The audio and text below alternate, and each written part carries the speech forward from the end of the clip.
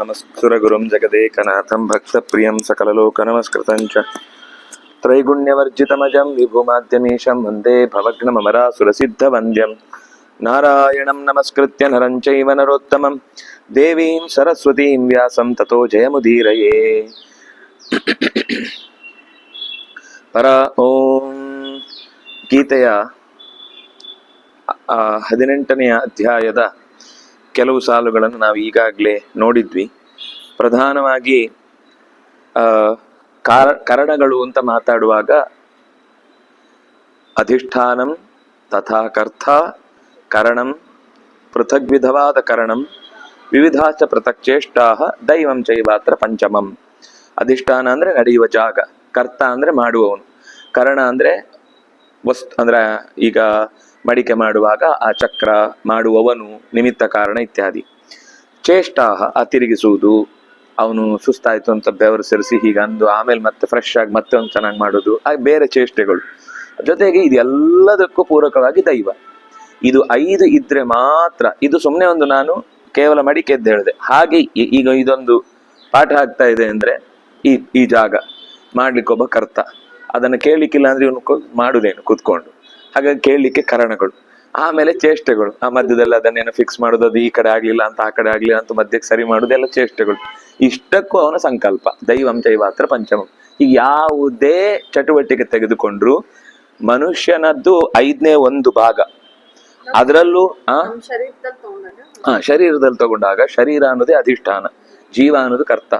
ಈ ಶರೀರದ ಇಂದ್ರಿಯಗಳೆಲ್ಲ ಕರಣಗಳು, ಆ ಶರೀರದಿಂದ ಮಾಡುವ ಚೇಷ್ಟೆಗಳೆಲ್ಲ ಅಂದ್ರೆ ವಿವಿಧಾಚ ಪೃಥಕ್ಚೇಷ್ಟ. ಇದಕ್ಕೆ ಒಳಗಿನಿಂದ ಎಲ್ಲದಕ್ಕೂ ಸಾರಥಿಯಾಗಿ ನಿಂತವನು ಭಗವಂತ. ಅವನಿದ್ರೆ ಈ ಉಳಿದಿದ್ದೆಲ್ಲದಕ್ಕೂ ಅರ್ಥ ಬರುತ್ತೆ. ಹಾಗಾಗಿ 5 ಅಂಶಗಳು ಒಂದು ಕಾರ್ಯದ ಹಿಂದೆ ನಿರಂತರ ಇರುತ್ತೆ. ಅದು ನೋಡುವುದಿರ್ಬೋದು, ಕೇಳುವುದಿರ್ಬೋದು, ಯಾವುದೇ ಜಗತ್ತಿನ ಚಟುವಟಿಕೆ ನಡೆದ್ರು ಇದಿಷ್ಟಿದ್ದೇ ಇರುತ್ತೆ. ಚೇಷ್ಟ ಅಂದ್ರೆ ಚಟುವಟಿಕೆ, ಅದು ಒಂದು ಚಟುವಟಿಕೆ. ಆ ಮೂಮೆಂಟ್, ಸ್ಪಂದನೆ ಏನಿದೆ ಅದು ಬೇರೆ ಬೇರೆ ರೀತಿಯಿಂದ ಆಗ್ಬೇಕು. ಮೇಲಿಂದ ಕೆಳಗಿಂದ ಮೇಲಕ್ಕೆ ಹೋಗುದು ಉಸಿರಾಟ, ಮೇಲಿಂದ ಕೆಳಕ್ಕೆ ಬರುದು, ಅದು ಉಸಿರನ್ನು ಒಳಗೆ ತಗೊಳ್ಳುದು, ಇದು ಒಂದು ಚೇಷ್ಟೆ.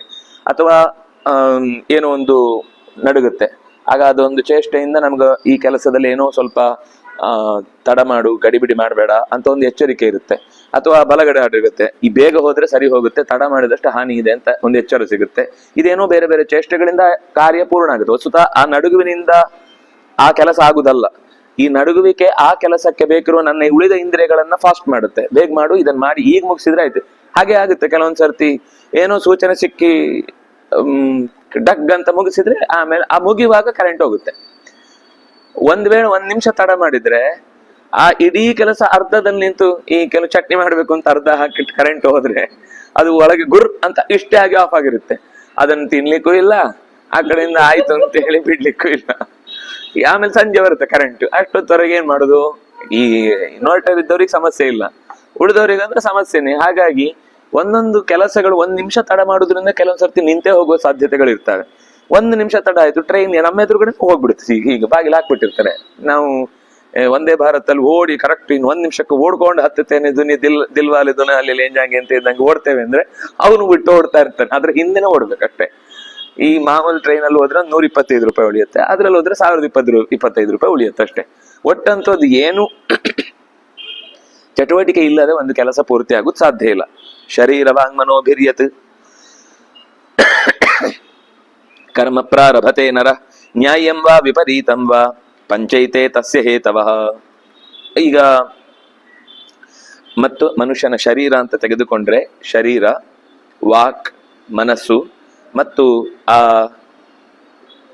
ಕೆಲಸಗಳನ್ನು ಮಾಡುವಂತಹ, ಅಂದ್ರೆ ಈಗ ಅದನ್ನೇ ಯಾಕೆ ಈ ಮಾತು ಹೇಳಿದ್ರು ಅಂದ್ರೆ ಮನಸ್ಸಿನ ಕೆಲಸ ಅಂತ ತೆಗೆದುಕೊಂಡ್ರು 5 ಕಾರಣ ಬೇಕು, ಮಾತಿನ ಕೆಲಸ ಅಂತ ತೆಗೆದುಕೊಂಡ್ರು ಈ 5 ಕಾರಣ ಬೇಕು, ಶಾರೀರಿಕ ಕೆಲಸ ಅಂತ ತೆಗೆದುಕೊಂಡ್ರು ಈ 5 ಕಾರಣ ಬೇಕು. ಈ 5 ಕಾರಣ ಇಲ್ಲದೆ ಶರೀರ ವಾಕ್ ಮನೋಭಿಹಿ ಯತ್ ಕರ್ಮ ಪ್ರಾರಭತೆ, ಯಾವ ಕರ್ಮವನ್ನ ಮನಸ್ಸಿನಿಂದಲೋ ಮಾತಿನಿಂದಲೋ ಶರೀರದಿಂದಲೋ ಯಾವುದರಿಂದ ಆರಂಭಿಸಿದ್ರು ಈ 5 ಕಾರಣಗಳು ನ್ಯಾಯಂ ವಾ ವಿಪರೀತಂ ವಾ, ಒಳ್ಳೆ ಕೆಲಸಕ್ಕಾಗ್ಲಿ ವಿಪರೀತಂ ಕೆಟ್ಟ ಕೆಲಸಕ್ಕಾಗ್ಲಿ ಈ 5 ಕಾರಣಗಳು ಇದ್ದೇ ಇರ್ತವೆ. ಅಂದ್ರೆ ದೈವ ಅಲ್ಲೂ ಇದೆ. ವಿಪರೀತವಾದ ಕರ್ಮದಲ್ಲೂ ದೈವ ಪ್ರೇರಣೆ ಇದ್ದೇ ಇರಬೇಕು. ಕರ್ಮ ಅವನದ್ದಷ್ಟೇ. ನಾನ್ ಮಾಡ್ತೇನೆ ಅಂತ ಅನ್ನುವ ಕರ್ಮ ಇರುತ್ತರಿಂದ ಅವನಿಗೆ ಅಂಟತ್ತೆ. ಭಗವಂತ ಅವನಿಗೆ ಮಾಡ್ಬೇಕಾದ ಕರ್ಮ ಆದ್ರಿಂದ ಪ್ರಚೋದಿಸ್ತಾನಷ್ಟೇ. ಅವನೇನು ಉದ್ದೇಶಪೂರ್ವಕವಾಗಿ ಇವನನ್ನ ಕೆಟ್ಟ ದಾರಿಗೆ ತಳ್ಳಿ ನಾನು ಇವನನ್ನ ಬೇಯಿಸುವಾಗ ಒಂದು ಪಾಕ ಮಾಡುವಾಗ ಚಪ್ಪಾಳೆ ತಟ್ಕೊಂಡು ಖುಷಿ ಪಡಬೇಕು ಅಂತ ಮಾಡುವುದಲ್ಲ. ನ್ಯಾಯಂಬ ವಿಪರೀತಂಬ ಪಂಚೈತೆ ತಸ್ಯ ಹೇತವ. ಈ 5 ಹೇತುಗಳು ಪ್ರತಿಯೊಂದು ಚಟುವಟಿಕೆಗೆ, ಒಳ್ಳೆ ಕೆಲಸಕ್ಕೋ ಕೆಟ್ಟ ಕೆಲಸಕ್ಕೋ ಇದ್ದೇ ಇರುತ್ತೆ. ತತ್ರೈವಂ ಸತಿ ಕರ್ತಾರಂ ಕೇವಲ ಆತ್ಮಾನಂ ಕೇವಲಂತು ಯಃ ಪಶ್ಯತ್ಯಕೃತ ಬುದ್ಧಿತ್ವಾತ್ ನ ಸ ಪಶ್ಯತಿ ದುರ್ಮತಿ. ಹೀಗೆ ಏನೂ ಒಬ್ಬ ಕೆಲಸ ಮಾಡದೆ ಸುಮ್ನೆ ಪ್ರವೃತ್ತಿಯನ್ನ ನಡೆಸ್ತಾ ಇರ್ತಾನೆ. ತಸ್ಯೈವಂ ಸತಿ ಕರ್ತಾರಂ. ಈ ಎಲ್ಲ ಕಾರಣಗಳಿದ್ದಾಗ್ಲೂ ನಾನೇನು ಮಾಡಲ್ಲ ಅಂತ. ಈಗ ಇದು ಅರ್ಜುನನಿಗೆ ಎಚ್ಚರ ಕೊಡುದು, ನೀನ್ ಯುದ್ಧ ಮಾಡ್ಲಿಲ್ಲ ಅಂದ್ರೆ ಈ ಕೆಲಸ ನಡೆಯಲ್ಲ ಅನ್ಕೋಬೇಡ. ಆ ಹಿಂದೆಯೂ ಒಂದೇ ಹೇಳಿದ್ದ, ಏನಂದ್ರೆ ಏನು 11ನೇ ಅಧ್ಯಾಯದಲ್ಲಿ, ನೀನ್ ಅಕಸ್ಮಾತ್ ಇಲ್ಲಿ ಪ್ರವೃತ್ತಿ ಮಾಡದೇ ಇದ್ರು ಈ ಭೀಷ್ಮ ದ್ರೋಣಾದಿಗಳು ಸಾಯ್ಲೇಬೇಕು, ಸತ್ತೇ ಸಾಯ್ತಾರೆ. ನೀನಿನ್ನು ಯುದ್ಧ ಮಾಡಿಲ್ಲ, ಅವ್ರು ನನ್ನ ಹಲ್ಲೆಡೆಯಲ್ಲಿ ಸಿಕ್ಕಿ ತಲೆ ಉರುಳಿ ಬಿದ್ದಾಗಿದೆ. ನಿನ್ನನ್ನ ನೆಪವಾಗಿಟ್ಕೊಂಡು ಒಡೆದ ಮಡಿಕೆಯನ್ನ ಹಿಡಿದೆತ್ತುವಾಗ ಒಡೆದದ್ದು ನೀನು ಅಂತ ಕ್ರೆಡಿಟ್ ನಿನಗೆ ಕೊಡುವುದಕ್ಕೋಸ್ಕರ ನಾನು ಈ ಯುದ್ಧ ಮಾಡು ಅಂತ ನಿನಗೆ ಹೇಳ್ತಾ ಇದ್ದೇನೆ. ನೀನು ಮಾಡು ಅಂತ ಮಾಡುವುದಿಲ್ಲ ಅಂತ ಬಿಡ್ಬಿಟ್ರೆ ಅದರ ಕ್ರೆಡಿಟ್ ನಿಂಗೆ ಹೋಗುತ್ತಷ್ಟೇ ಹೊರತು ಕೆಲಸ ಅಂತೂ ಆಗೇ ಆಗುತ್ತೆ ಅಂತ ಹಿಂದೆ ಹೇಳಿದ್ದ. ಹಾಗಾಗಿ ಇಲ್ಲೂ ಕೂಡ ಅಕೃತ ಬುದ್ಧಿಯಾದವನು, ಯಾರಿಗೆ ಸರಿಯಾದ ಪ್ರಜ್ಞೆ ಇಲ್ಲ, ಅವನು ಈ ಕಾರಣಗಳನ್ನು ಸರಿಯಾಗಿ ಕಾಣುವುದಿಲ್ಲ. ಪಂಚ ಕಾರಣಗಳೇನಿದೆ ಅದನ್ನ ದಡ್ಡ ಮಾತ್ರ ಕಾಣುವುದಿಲ್ಲ. ಬಿಟ್ರೆ ಸ್ವಲ್ಪ ತಲೆ ಉಪಯೋಗಿಸಿದ್ರೆ ಎಲ್ಲರಿಗೂ ಈ ಕೆಲಸ ಆಗುವಾಗ ನನ್ನೊಳಗೆ ಯಾರೋ ಒಬ್ಬ ಇದ್ದು ಈ ಕೆಲಸವನ್ನು ಮಾಡಿಸ್ತಾ ಇದ್ದಾನೆ ಅಂತ ಅವನಿಗೂ ಅಂದಾಜಾಗುತ್ತೆ. ಅವ್ನು ಬೇಡ ಅಂತ ಕೂತ್ರು ಸ್ವಲ್ಪ ಹೊತ್ತು ಬೇಡ ಅಂತ ಕೂತಿರ್ತಾನೆ, ಕರೆಕ್ಟ್ ಆಗ್ಲೇ ಒಂದೇನೋ ನಾಯಿ ಎಟ್ಟಿಸ್ಕೊಂಡು ಬರುತ್ತೆ, ಅವನಲ್ಲಿ ಹೋಗಲ್ಲ ಅಂತ ನಿಂತಿರ್ತಾನೆ. ನಾಯಿ ಎಟ್ಟಿಸ್ಕೊಂಡು ಅಲ್ಲಿಗೆ ಹೋಗಿ ನಿಲ್ತಾನೆ, ಆಮೇಲೆ ನೋಡಿದ್ರೆ ಅಲ್ಲೇ ಇದ್ದಾನೆ. ಒಂದು ಯಾವುದು ತಮಾಷೆ ಕಥೆ ಅದು, ಅಂದ್ರೆ ನಿಜ ಕಥೆ ಅಲ್ಲ, ಆದ್ರೂ ಒಂದು ನಡೆಯತ್ತೆ ಅನ್ನೋದಕ್ಕೆ. ಯಾರು ಗರುಡ ದೇವರನ್ನು ನೋಡ್ಲಿಕ್ಕೆ ಬಂದಂತೆ. ಬಂದಾಗ ಅಲ್ಲೊಂದು ಹಕ್ಕಿ ಇತ್ತಂತೆ. ಯಮ ಹೀಗೆ ನೋಡ್ಕೊಂಡು ಹೋದಂತೆ. ಗರುಡ ನೋಡಿದ್ನಂತೆ, ಯಾಕೆ ಈ ಯಮ ಇವನನ್ನು ನೋಡ್ತಿದ್ದಾನೆ, ಬಹುಶಃ ಹಕ್ಕಿಯನ್ನ, ಅಂದ್ರೆ ತನ್ನ ಜಾತಿ ಅಲ್ವಾ ಅಂದ್ಮೇಲೆ ವಿಶ್ವಾಸ. ಇನ್ನು ನಡೆದ ಕಥೆ ಅಲ್ಲ, ಆದ್ರೆ ಕಥೆಯಲ್ಲಿ ಒಂದು ಸ್ವಾರಸ್ಯ ಇದೆ. ನನ್ನ ಜಾತಿಯ ಹಕ್ಕಿಯನ್ನ ಹಿಂಗ್ ನೋಡ್ತಾ ಇದ್ದಾನೆ ಅಂತ ಅದಕ್ಕೆ ಮೃತ್ಯು ಕೊಡ್ಲಿಕ್ಕೆ ಅವನು ಸಂಕಲ್ಪ ಮಾಡಿ ಹೋಗಿದ್ದಾನೆ ಅಂತ ಕಾಣುತ್ತೆ. ಅದರಿಂದ ನಾನು ಅದನ್ನು ರಕ್ಷಿಸ್ಬೇಕು ಅಂತ ಕೂಡಲೇ ಅದನ್ನು ತಗೊಂಡು 7 ಲೋಕಕ್ಕೆ ಕೆಳಗೆ ಆಳದಲ್ಲಿ ಇನ್ನೆಲ್ಲೂ ಯಾರು ಕೂಡ ಎಷ್ಟು ಕಿಲೋಮೀಟರ್ ಫಾಸ್ಟ್ ಓಡಿ ಹೋದ್ರು ಅದ್ರ ಹತ್ರ ಹೋಗ್ಲಿಕ್ಕೆ ಸಾಧ್ಯ ಇಲ್ಲ ಅನ್ನುವ ಜಾಗದಲ್ಲಿ ತಗೊಂಡೋಗ ಅದನ್ನ ನೆಟ್ಟು ವಾಪಸ್ ಬಂದು ನಿಂತಂತೆ. ಅವನು 1 ಸೆಕೆಂಡ್ ಮೀಟಿಂಗ್ ಮಾಡಿ ವಾಪಸ್ ಬರೋದ್ರಲ್ಲಿ ನೋಡ್ಲಿ ಹೇಳೋಯ್ತು, ಮತ್ತೆ ನಕ್ಕ ಅಂತ. ನಿನ್ ಕೈಗೆ ಸಿಕ್ಕಿಲ್ಲ ಅಂತ ತಾನೇ ನಗ್ತಾ ಇದ್ದೀನಿ. ಇಲ್ಲ ನಾನು ಅನ್ಕೊಂಡೆ ಅದು ಇನ್ನೊಂದು ಸೆಕೆಂಡ್ ಒಳಗೆ ಆ ದ್ವೀಪದಲ್ಲಿ ಅದರ ಪ್ರಾಣ ಹೋಗ್ಲಿಕ್ಕೆ ಒಂದು ಹಕ್ಕಿ ಕಾಯ್ತಾ ಇದೆ, ಒಂದು ಹಾವು ಏನೋ ಕಡಿಬೇಕು ಅಂತ ಕಾಯ್ತಾ ಇದೆ, ಇಲ್ಲಿ ಹೇಗಿದೆ ಅಂತ ಯೋಚನೆ ಮಾಡ್ತಿದ್ದೆ. ಸರಿ ಹೋಯ್ತು, ಈಗ ಕರೆಕ್ಟ್ ಆದ್ರೆ ಜಾಗದಲ್ಲೇ ಅದ್ರ ಪ್ರಾಣ ಅಲ್ಲೇ ಹೋಗುತ್ತೆ ಅಂತ ಹೇಳಿದ ಅಂತ. ಅಂದ್ರೆ ಅದು ಅಭಿಪ್ರಾಯ ಏನು ಅಂದ್ರೆ, ಒಂದು ಘಟನೆ ನಡೆಯುವುದು ಅಂತಿದ್ದಾಗ ನಾವು ಯಾವುದೇ ಏನೇ ಅದಕ್ಕೆ ವಿರುದ್ಧವಾದ ಪ್ರಯತ್ನ ನಡೆಸಿದ್ರು ಕೂಡ ಅದು ಭಗವತ್ ಸಂಕಲ್ಪದ ಪ್ರಕಾರ ನಡೆಯುತ್ತೆ ಹೊರತು ತಾನು ಯಾವುದನ್ನು ಕೂಡ ಬದಲಿಸ್ಲಿಕ್ಕೆ ಸಾಧ್ಯ ಇಲ್ಲ ಅಂತ ತಿಳಿದವ ಜಾಣ ಆಗ್ತಾನೆ, ತಿಳಿದೇ ಇದ್ದವ ತಿಳಿಗೇಡಿಯಾಗಿ ಪ್ರಾಣ ಕಳ್ಕೊಳ್ತಾನೆ. ಅಂದ್ರೆ ನಾನೇನು ಮಾಡದೇ ಇದ್ರೂ ಕೂಡ, ನಾನು ಈ ಯಾವ ಮಾಡದೇ ಇರಿದ್ರು ಅಂದ್ರೆ ಅದರ ತಾತ್ಪರ್ಯ ಈ ಕೆಲಸದಲ್ಲಿ ನಾನು ಇದ್ದದ್ರಿಂದ ಇದೆಲ್ಲ ಆಯ್ತು ಅಂತ ಭಾವಿಸದೆ ನಾನು ಮಾಡ್ತಾ ಇದ್ದೇನೆ, ನನ್ನನ್ನು ಒಂದು ಪಾತ್ರವಾಗಿ ಬಳಸಿಕೊಂಡಿದ್ದಾನೆ ಅಂತ ಯಾರು ತಿಳಿತಾನೋ ಅವನ್ ಜಾಣ. ನಾನು ಮಾಡದೇ ಇದ್ರೆ ಈ ಸಂಸ್ಥೆ ನಿಲ್ಲುವುದಿಲ್ಲ, ಈ ಸಂಘವೇ ಬಿದ್ದು ಹೋಗುತ್ತೆ ಅಂತ ಯಾರೋ ಏನೋ ಅನ್ಕೊಂಡು ಅದರ ಮೇಲೆ ಸವಾರಿ ಮಾಡ್ತಿರ್ತಾನಲ್ಲ, ಅವ್ನ್ ಹೋದ್ಮೇಲೆ ಚೆನ್ನಾಗಾಗುತ್ತದು. ಅವನಿರೋ ತನಕನೇ ಪ್ರಾಬ್ಲಮ್, ಅವ್ನು ಹೋದ್ಮೇಲೆ ಇನ್ನೂ ಚೆನ್ನಾಗಾಗುತ್ತೆ. ಯಾಕಂದ್ರೆ ಕೆಲವೊಂದ್ ಸರ್ತಿ ಅವನಿಗೆ ಏನೋ ತೊಂದರೆ ಆಗಿ ಹೊರಗೆ ಬೀಳ್ತಾನೆ, ಆಮೇಲೆ ಅದು ಅವನ ಕಣ್ಣು ಮುಂದೆನೆ ಇನ್ನೂ ಅವನಿಗಿಂತ ಫಾಸ್ಟ್ ಆಗಿ ಆ ಕಾರ್ಯಕ್ರಮಗಳೆಲ್ಲ ಚೆನ್ನಾಗಾಗುತ್ತೆ. ಹಾಗೆ ತಿಳಿದವ ಆದ್ರೆ ಅವನು ಸರಿ ಮಾಡ್ಕೊಳ್ತಾನೆ, ತಿಳಿದೇ ಇದ್ರೆ ತಿಳಿಗೇಡಿಯಾಗಿ ಎಲ್ಲ ಕಳ್ಕೊಳ್ತಾನೆ. ಯಸ್ಯ ನಾಹಂಕೃತೋ ಭಾವ ಬುದ್ಧಿರ್ ಯಸ್ಯ ನ ಲಿಪ್ಯತೆ ಹತ್ವಾಪಿ ಸ ಇಮಾನ್ ಲೋಕಾನ್ ನ ಹಂತೆ ನ ನಿಬಧ್ಯತೆ. ಒಟ್ಟು ನ ಅಹಂಕೃತ, ಇದು ನಾನ್ ಮಾಡಿದ್ದು ಅನ್ನುವ ಅಹಂಕಾರ ಭಾವ ಇಲ್ಲದವನು, ಮತ್ತು ಯಸ್ಯ ಬುದ್ಧಿ ನ ಲಿಪ್ಯತೆ, ಈ ಕೆಲಸ ಮಾಡಿದ್ದಕ್ಕೆ ಇಂಥ ಫಲ ಬರಬೇಕು ನನಗೆ, ಇಲ್ಲಾಂದ್ರೆ ನಾನು ಈ ಕೆಲಸ ಮಾಡಿದ್ ವೇಸ್ಟು ಅಂತ ಅಂದುಕೊಳ್ಳದೆ ಮಾಡ್ತೇನೆ. ನಮಾಂ ಕರ್ಮ ಅಂತ ದೇವರೇ ಕರ್ಮ ಮಾಡುವಾಗ ಎಲ್ಲ ಅಧಿಕಾರ ಇದ್ದು ಎಲ್ಲದರ ಒಡೆತನ ಇದ್ದು ಅವನ ಅದರ ಬಗ್ಗೆ ನಿರೀಕ್ಷೆ ಮಾಡಿದ್ರೆ ನನಗೆ ಎಲ್ಲ ಅಧಿಕಾರ ಇದೆ ಅದನ್ನ ಫಲವನ್ನ ನಿರೀಕ್ಷೆ ಮಾಡ್ಲಿಕ್ಕೆ ಅಂತ ಯಾರು ಸುಮ್ಮನಿರ್ತಾನೋ ಅವನು ಹತ್ವಾಪಿಸ ಇಮಾನ್ ಲೋಕಾನ್. ಈಗ ಮೃತ್ಯುವಿಗೆ, ಯಾರಿಗೆ, ಯಮನಿಗೆ ಎಷ್ಟು ಪಾಪ ಬರಬೇಕಿತ್ತು. ಜಗತ್ತಿನ ಪ್ರತಿಯೊಂದು ಜೀವವನ್ನು ಕೂಡ ಕ್ಷಣ ಕ್ಷಣಕ್ಕೂ ಎಳ್ಕೊಂಡು ಹೋಗ್ತಾನೆ ಇರ್ತಾನೆ. ಅವನು ಮಹಾ ಕೊಲೆಗಾರನು, ಕೊಲೆಗಡುಕ ಅಂತ ಒಂದು ವೇಳೆ ಬೋರ್ಡ್ ಹಾಕುದಿದ್ರೆ ಅವನಿಗೆ ಹಾಕಿದ್ದ ಬೋರ್ಡ್ ಸಾಕಾಗುದಿಲ್ಲ, ಅಷ್ಟು ಸರ್ತಿ ಹಾಕ್ತಾ ಇರ್ಬೇಕು ಬೋರ್ಡ್. ಆದ್ರೆ ಅವನಿಗೆ ಪಾಪ ಇಲ್ಲ. ಅವನು ಹತ್ವಾಪಿ ಸ ಇಮಾನ್ ಲೋಕಾನ್ ನಹಂತಿ ನನಿಬದ್ಧತೆ. ಯಾಕೆಂದ್ರೆ ಅವನು ನಾಹಂಕೃತ, ಈ ಕೆಲಸ ನಾನ್ ಮಾಡುವುದು ಅಂತ ಅವನು ಅನ್ಕೊಳ್ಳಲ್ಲ. ಮತ್ತು ಈ ಕೆಲಸ ಮಾಡುವಾಗ ನನಗೆ ಹಿಂದೆ ತಮಾಷೆ ಮಾಡಿ ಸಿನಿಮಾ ತೆಗ್ದಿದ್ದ ಯಮನ ಬಗ್ಗೆ, ನಿನಗೆ ಮಾಡ್ತೇನೆ ಅಂತ ಅನ್ಕೊಂಡು ಅವನನ್ನ ಆ ಡೈರೆಕ್ಟರ್ ಅನ್ನ ಅವನ ಪ್ರಾಣ ತೆಕ್ಕೊಂಡು ಹೋಗುದಲ್ಲ. ಅವನಿಗೆ ಸಮಯ ಬಂದಿತ್ತು, ಆಯುಷ್ಯ ಮುಗಿಯಿತು, ಈಗ ತಗೊಂಡು ಹೋಗ್ತೇನೆ. ಅವನ ಸಮಯ 60 ವರ್ಷದಲ್ಲಿ ಅವನು ಎಷ್ಟು ಅಂತದ್ ಮಾಡಿದಾಗ್ಲೂ ಸುಮ್ನೆ ಕಾಯ್ತಾ ಕೂತಿದ್ದ. ಈಗ ಇದು ಅವನ ಪಾಪ ಸಂಚಯ ಹೊರತು ನಾನು ಇದ್ರಲ್ಲಿ ಏನು ಭಾಗವಹಿಸ್ಲಿಕ್ಕಿಲ್ಲ ಅಂತ ನಿರ್ಲಿಪ್ತವಾಗಿದ್ದ. ಈಗ ಅವನ ಆಯುಷ್ಯ ಮುಗೀತು, ಕರ್ಕೊಂಡು ಹೋದ್. ಇದ್ರಲ್ಲಿ ಅಂತೂ ಇವನು ಸಾವು ಸಮಯ ಬಂತಲ್ಲ ಕರೆಕ್ಟ್ ಟೈಮಿಗೆ, ಇನ್ನೊಂದು ಯಾವ್ದೋ ಸಿನಿಮಾ ತೆಗೆಯುವುದಿದ್ದ. ಅಷ್ಟರಲ್ಲಿ ಅವನ ಆಯುಷ್ಯ ಮುಗೀತು. ಹಬ್ಬ, ಇನ್ನು ಆಯುಷ್ಯ ಮುಗೀತು ಅಂತೂ. ಅಂದ್ರೆ ಇದು ನಾನ್ ಮಾಡದೇ ಇದ್ರು ಬೇರೆಯವರು ಮಾಡುವಾಗ್ಲೇ ನನ್ಗೇನೋ ಒಂದು ಲಾಭ ಆಯ್ತು ಅಂತ ಅನ್ನುವ ಲೇಪವೂ ಅವನಿಗಿಲ್ಲ. ಕೆಲವೊಂದ್ ಸರ್ತಿ ನಾವು ಹೇಗೆ ಅಂದ್ರೆ ನಾವು ಅವನಿಗೆ ಉಪದ್ರ ಮಾಡುದಿಲ್ಲ, ಬೇರೆ ಯಾರು ಉಪದ್ರ ಮಾಡಿದ ಸಮಯ ನೋಡಿ ಹಬ್ಬ ಅಂತೂ ಸತ್ತ ಪ್ರಾಣಿ ಅಂತ ಮನಸ್ಸಿನಲ್ಲೂ ಲೇಪ ಪಡುವುದಿಲ್ಲ ಯಮಧರ್ಮ ಈ ಕೆಲಸ ಮಾಡುವಾಗ. ಅಂದ್ರೆ ಅವನಿಗೆ ಅದರಿಂದಾಗಿ ಅಷ್ಟು ದೊಡ್ಡ ಜವಾಬ್ದಾರಿಯುಳ್ಳ ಸಾಧಕ ಶಕ್ತಿಯನ್ನ ನಾವು ಅವಮಾನ ಮಾಡಬಾರ್ದು ಅಂತ ಹೇಳುದು. ಇಲ್ಲಾಂದ್ರೆ ಎಂತ ಪಾಪಿಷ್ಟ ಆಗ್ಬೇಕಿತ್ತು ಯಮಧರ್ಮ. ಆಯ್ತು, ಅವನು ಮಾತ್ರ ಅಲ್ಲ, ಅವನ ಪರಿವಾರದವರು ಇಷ್ಟು ಜನ ಯಮ ಭಟ್ರು ಇದ್ದಾರಲ್ಲ, ಅವ್ರೆಲ್ರನ್ನು ಈ ಒಬ್ಬರದ್ದು ಒಂದು ದಿವಸದ ಪಾಳಿ ಮುಗ್ದ್ಮೇಲೆ ರಾತ್ರಿ ನಿಂದೆ, ಯಾಕೆಂದ್ರೆ ನೀನೆ ಈ ಬೆಳಗಿಂದ ತಂದೆ ತನಕ ತಂದದ್ದು ಅಂತ ಅವನನ್ನೇ ರಾತ್ರಿ ಇನ್ನೊಂದು ಪಾತ್ರೆಯಲ್ಲಿ ಬೇಯಿಸ್ತಾರ? ಇಲ್ಲ. ಯಾಕಂದ್ರೆ ಅವನ ಆ ಕೆಲಸ ಮಾಡುವಾಗ್ಲೂ ನನ್ನ ಯಜಮಾನ ಕೊಟ್ಟ ಕೆಲಸವನ್ನು ನಾನು ಮಾಡ್ತೇನೆ ಅಂತ ನಿರ್ಲಿಪ್ತವಾಗಿ ಮಾಡ್ಕೊಂಡು ಬರ್ತಾನೆ. ಹಾಗಾಗಿ ಆ ದೇವತೆ ಇದೆ, ಧರ್ಮಜ್ಞಾನ ಇದೆ. ಹೌದು, ಕಲ್ಪದಂತೆ ತನ್ನ ಆಯುಷ್ಯದ ಕೊನೆ ತನಕದ್ದಂತೂ ಇರುತ್ತೆ. ಅದರ ಮುಂದಿದ್ದು ಬೇಕು ಅಂತಿಲ್ಲ ಅವನಿಗೆ.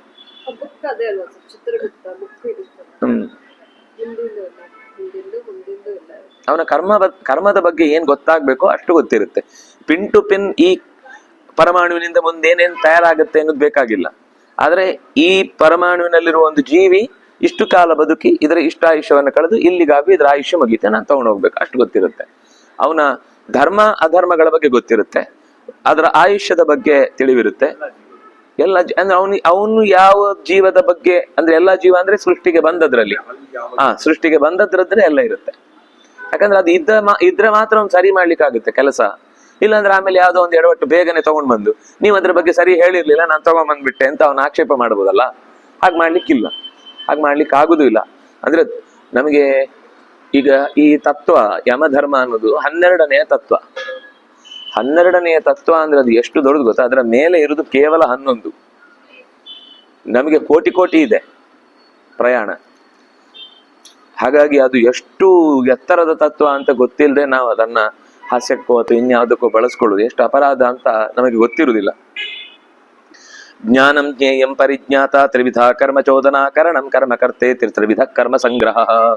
ಒಂದು ಕರ್ಮ ಮಾಡುವಾಗ ಜ್ಞಾನಂ ಆ ಕೆಲಸದ ತಿಳಿವು, ಜ್ಞೇಯಂ ಅದರಿಂದ ಆಗುವ ಕೊನೆಯ ದಿಕ್ಕು ಏನು ಅಂತ ಅಂದ್ರೆ ಯಾಕಾಗಿ ಅದನ್ನು ಮಾಡಬೇಕು ಅನ್ನುವ ಅರಿವು ಜ್ಞೇಯಂ.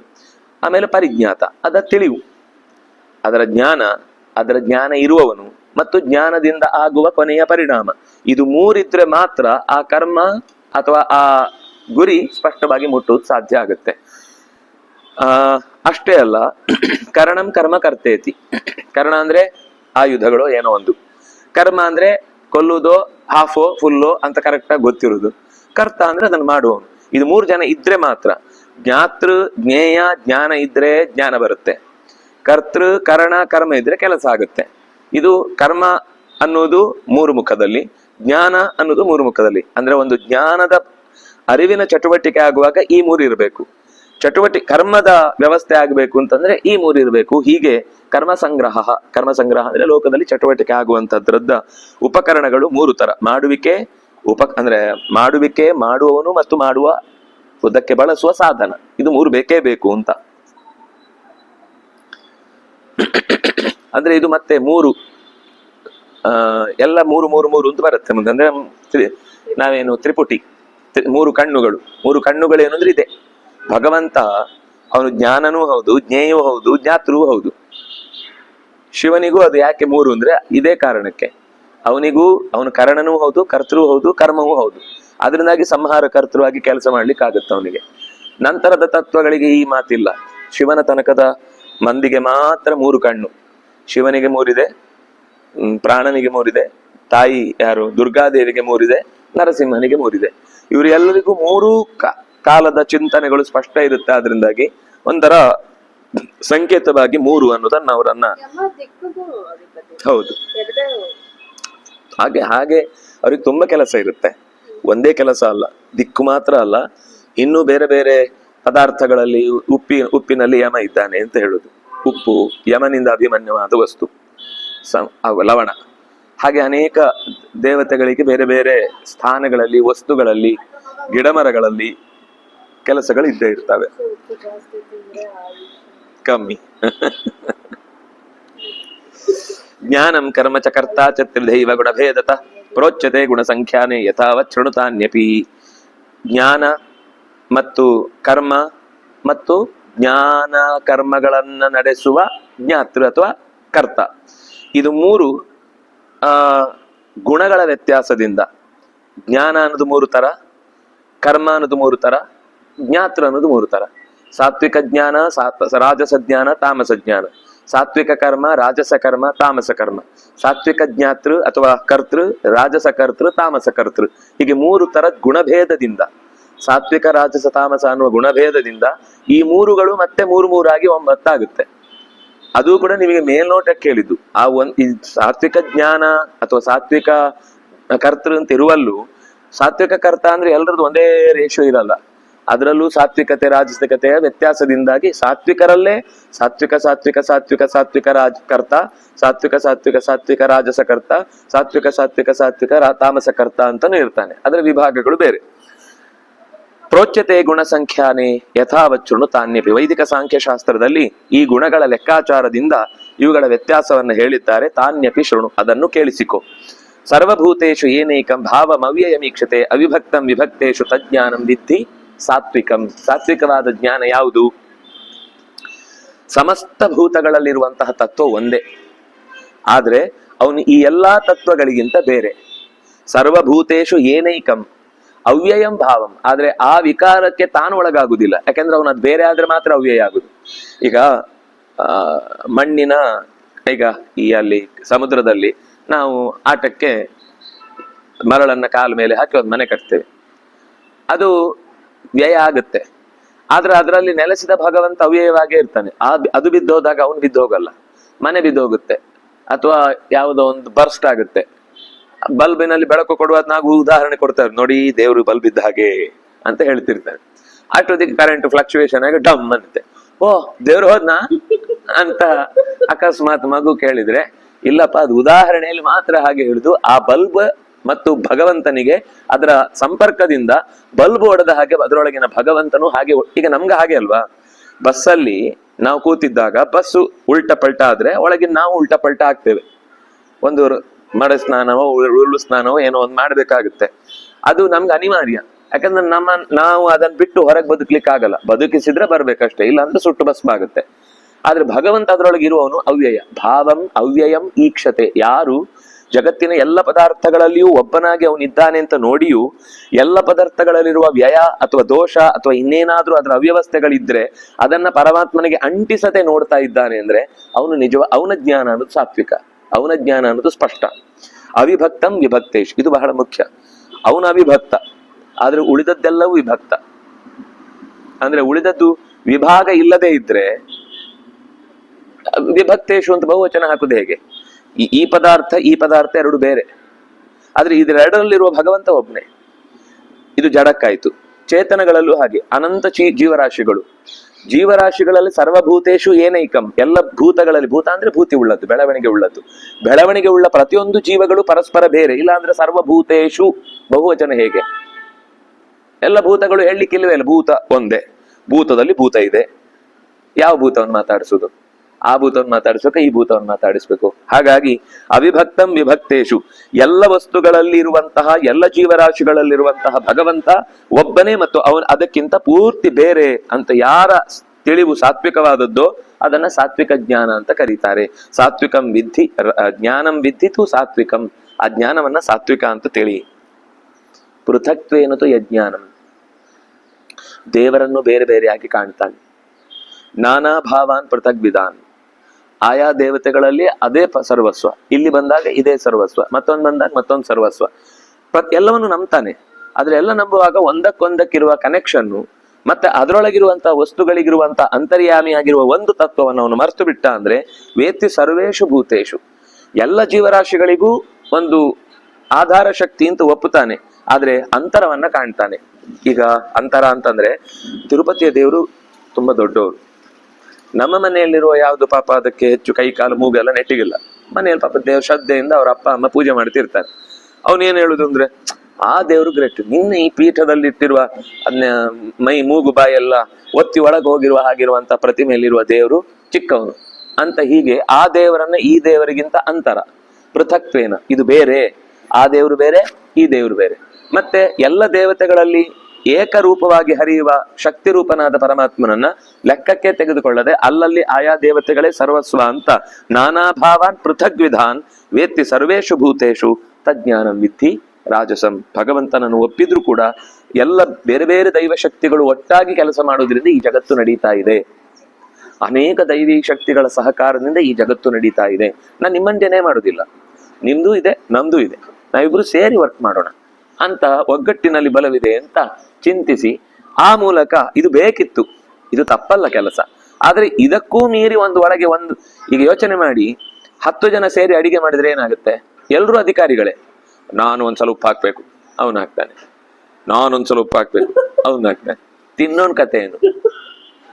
ಹಾಗಾಗುತ್ತೆ ಈ ಜಗತ್ತು. ಆದ್ರೆ ಅದು ರಾಜಸ ಜ್ಞಾನದಲ್ಲಿ ಅವರು ಅದನ್ನೇ ಈಗ ನಾನು ಒಂದು ತಿಳಿದಾದ್ಮೇಲೆ ಅದಕ್ಕೆ ಬೇಕಾದ ಲಾಜಿಕ್ಗಳು ಹುಟ್ಟುತ್ತವೆ.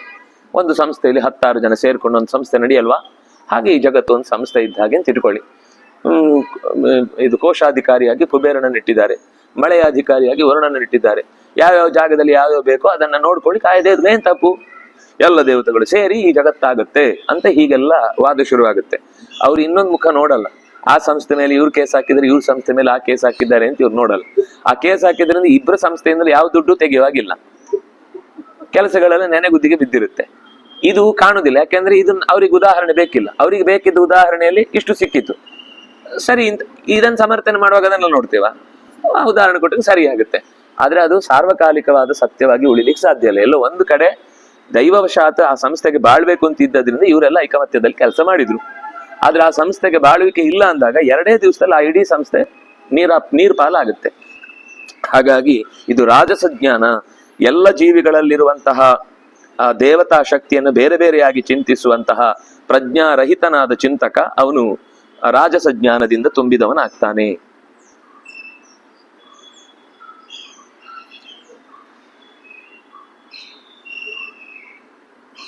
ಮುಂದೆ ಎತ್ತು ಕೃಷ್ಣವದೇಕಸ್ಮಿನ್ ಕಾರ್ಯೇ ಸಕ್ತ ಮಹೇತುಕಂ ಅತತ್ವಾರ್ಥವದಲ್ ಪಂಚ ತತ್ತಾಮಸ ಮುದಾಹೃತಂ. ಅವನು ಒಂದು ಕೆಲಸ ಮಾಡ್ತಿರ್ತಾನೆ, ಆ ಕೆಲಸ ಬಿಟ್ಟರೆ ಜಗತ್ತಲ್ಲಿ ಬೇರೆ ಎಲ್ಲ ಕೆಲಸವೂ ವ್ಯರ್ಥ. ಅವನ ಪ್ರಕಾರ ಅದೇ ಸರ್ವಸ್ವ. ಈ ಇಂಜಿನಿಯರ್ ಅಕಸ್ಮಾತ್ ಒಂದು ವೇಳೆ ಪ್ರಧಾನಮಂತ್ರಿ ಆದ್ರೆ ಅವನಿಗೆ ಬೇರೆದ್ರ ಬಗ್ಗೆ ಹೆಚ್ಚು ಪ್ರಜ್ಞೆ ಇಲ್ಲ ಅಂದ್ರೆ ಅವನು ಆ ಸೆಕ್ಟರಿಗೆ ಫುಲ್ ಸಪೋರ್ಟ್. ಬೇರೆ ಕೃಷಿ ಬಗ್ಗೆ ತಲೆನೇ ಕೆಡಿಸ್ಕೊಳ್ಳಲ್ಲ. ಇನ್ಯಾವುದೋ ಸೆಕ್ಟರ್ ಇರುತ್ತೆ ಅದ್ರ ಬಗ್ಗೆ ಟೌನ್ಶಿಪ್ ಅದೆಲ್ಲ ಬೇಡ, ಇಂಜಿನಿಯರಿಂಗ್ ಓದಿದ್ರೆ ಎಲ್ಲ ಆಗುತ್ತೆ ಅಂತ ಅವನ ಪ್ರಕಾರ ಇಂಜಿನಿಯರಿಂಗೇ ಸರ್ವಸ್ವ.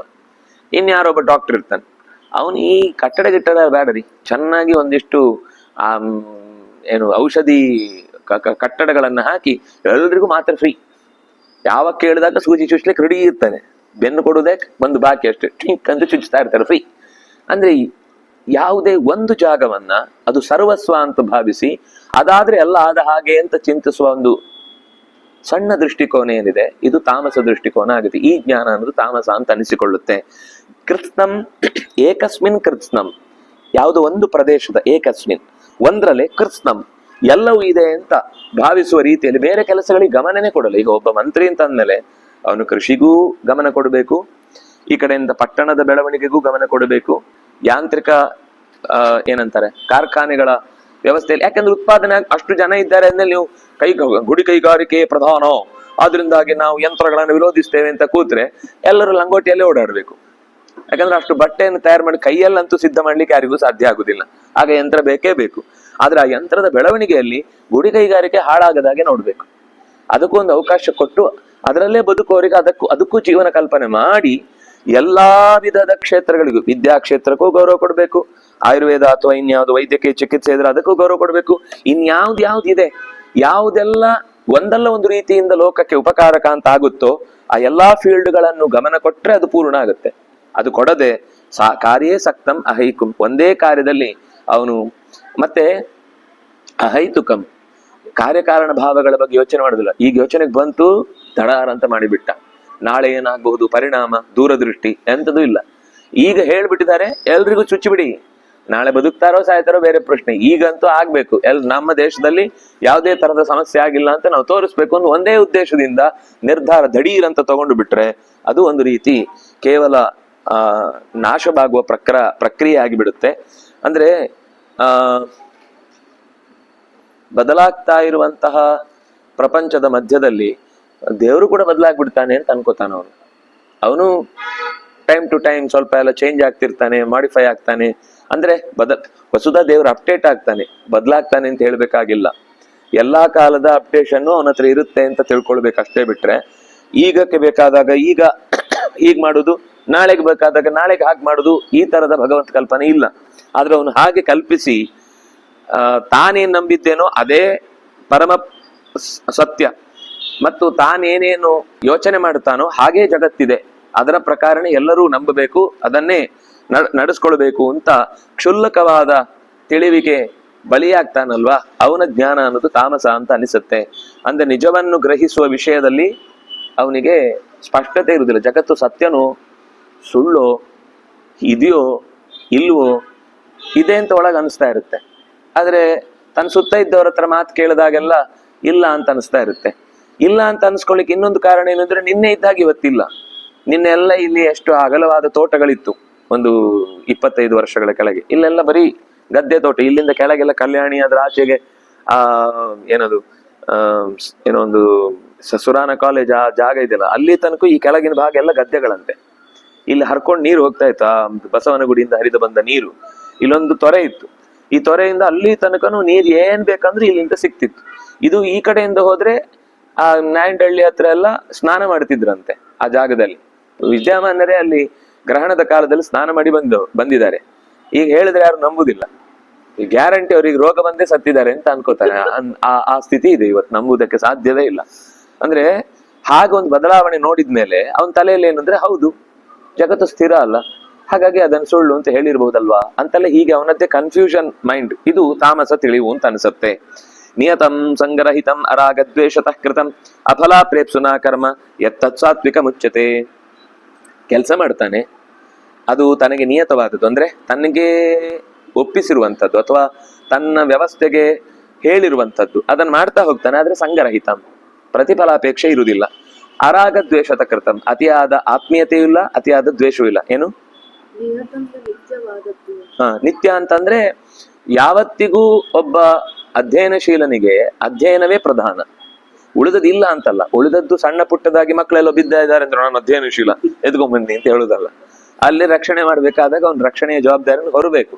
ಆದ್ರೆ ಪ್ರಧಾನ ಕಾರ್ಯ ಅಂತ ಬಂದಾಗ ನಿಯತಂ, ಅವನಿಗೆ ಏನನ್ನ ವಿಶೇಷವಾದ ಕರ್ತವ್ಯ ಅಂತ ಹೇಳಿದ್ದಾರೋ ಅದನ್ನ ವಿಹಿತವಾದ ಕರ್ಮ ಅಂತ ಅರ್ಥ. ನಿಯತ ಅಂತಂದ್ರೆ ವಿಹಿತವಾದ ಕರ್ಮ, ಅದನ್ನ ಹಚ್ಚಿಕೊಳ್ಬಾರ್ದು. ಅತ್ಯಂತ ಆಸಕ್ತಿಯಿಂದ ಅದು ಆಗದೇ ಇದ್ರೆ ಅಳು ಬರುವ ಹಾಗಾಗುದು, ಅಥವಾ ಮಾಡ್ಲೇಬಾರ್ದು ಅಂತ ಅದರ ಮೇಲೆ ವಿರುದ್ಧ ಭಾವನೆ ಬರುವುದಾಗ್ಲಿ ಆಗದೆ. ಅರಾಗ ದ್ವೇಷತಃ ಕೃತಂ. ಮತ್ತೆ ಸಂಗರಹಿತಂ ಅಂದ್ರೆ ಇದು ನನ್ನ ಕರ್ಮ ಆದ್ರಿಂದಾಗಿ ನಾನು ಮಾಡ್ತಾ ಇದ್ದೇನೆ, ಬೇರೆಯವ್ರ ಕರ್ಮ ಆದ್ರೆ ನಾನು ಮಾಡ್ತಿರ್ಲಿಲ್ಲ ಅಂತ ಇರಬಾರ್ದು. ಒಟ್ಟು ಆ ಕರ್ಮ ಆಗ್ಬೇಕಾಗಿದೆ, ಈಗ ನನ್ನ ಜವಾಬ್ದಾರಿ ಅದು, ನಾನು ಮಾಡ್ತೇನೆ ಅಂತ ಮಾಡ್ಕೊಂಡು ಹೋದ್ರೆ ಆ ಕರ್ಮ ಅನ್ನೋದು ಸಾತ್ವಿಕವಾಗುತ್ತೆ.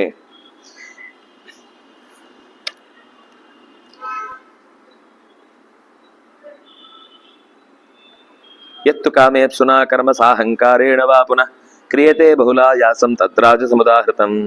ಅದರಿಂದ ಏನು ಪ್ರತಿಫಲ ಸಿಗುತ್ತೋ ಅದನ್ನ ಆಸೆ ಪಟ್ಟುಕೊಂಡು ನಾನೇ ಮಾಡ್ತಾ ಇದ್ದೇನೆ, ಈ ದೇಹದಿಂದ ಇಷ್ಟೆಲ್ಲ ಶಕ್ತಿ ಇದ್ದದ್ರಿಂದ ಸಾಧ್ಯವಾಯಿತು ಅಂತ ಆ ತೀವ್ರವಾದ ಪ್ರತಿಫಲದ ಬಯಕೆಯ ಜೊತೆಗೆ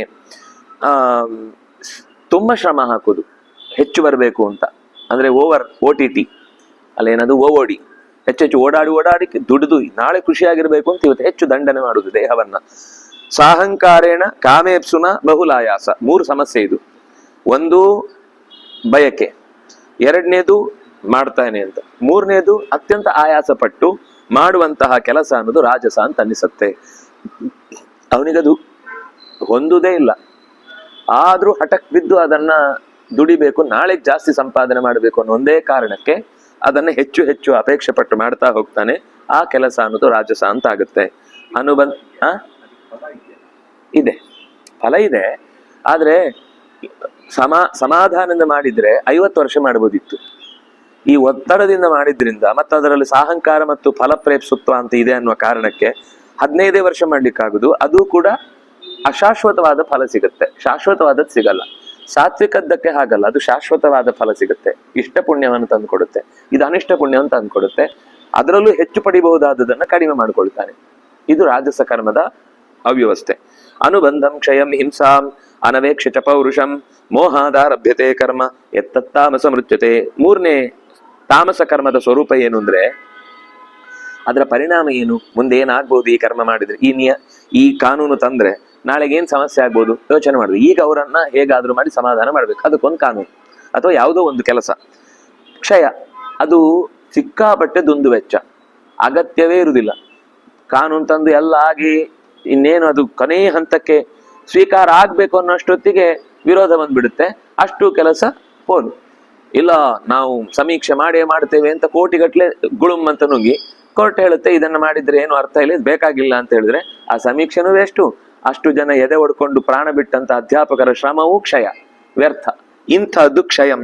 3ನೇದು ಹಿಂಸೆ. ಈ ಕೆಲಸ ಮಾಡಿದ್ರೆ ಮಾಡುವವನಿಗೂ ಹಿಂಸೆ, ಮಾಡಿಸಿದವನಿಗೆ ಕೆಟ್ಟ ಹೆಸರು, ಏನು ಇದ್ರಲ್ಲಿ ಲಾಭ ಇಲ್ಲ. ಇದು ಹಿಂಸೆಯೇ ಆಗುತ್ತೆ, ಮಾನಸಿಕವೋ ದೈಹಿಕವೋ. ಅನವೇಕ್ಷಿತ ಪೌರುಷಂ, ಇದು ಬೇಕಾ ನನಗೆ, ಈ ಕೆಲಸವನ್ನು ಮುಗಿಸುವಷ್ಟು ತಾಕತ್ತಿದೆಯಾ ಯೋಚನೆ ಮಾಡಲ್ಲ. ಒಟ್ಟು ಮಾಡ್ತೇನೆ ಅಂತ ಎಲ್ಲದಕ್ಕೂ ಪೌರುಷಂ ಅನವೇಕ್ಷ್ಯ. ನನಗೆ ನಿಜವಾಗಿ ಇದು ಸಾಮರ್ಥ್ಯ ಇದೆಯಾ, ಅವ್ರೇನೋ ಇವನು ಎತ್ತಿ ಕೊಟ್ರೆ ಇವನ ಬಗ್ಗೆ ಒಳ್ಳೆ ಭಾವನೆ ತಾಳ್ತಾರೆ ಅನ್ನೋ ಒಂದೇ ಕಾರಣಕ್ಕೆ ಆ 30 kg ಸಿಲಿಂಡರ್ ಧಡಾರ್ ಅಂತ ಎತ್ಕೊಂಡ್ಬಿಟ್ಟ. ಎತ್ತಿಡೋ ತನಕ ಏನೂ ಇರ್ಲಿಲ್ಲ, ಎತ್ತಿ ಇಳಿಸಿದ ಮೇಲೆ ಬೆನ್ನು ಸೊಟ್ಟನೆ ಆಗ್ಬಿಟ್ಟಿದೆ.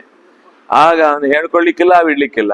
ಪೌರುಷವನ್ನ ಅನವೇಕ್ಷ, ಕೀರ್ತಿಯ ಅಪೇಕ್ಷೆಗಾಗಿ ಏನೋ ಮಾಡಿ ಆಮೇಲೆ ದೇಹ ಹಾನಿ ಮಾಡ್ಕೊಳ್ಳೋದು, ಇದು ಕೂಡ ತಾಮಸ ಕರ್ಮ.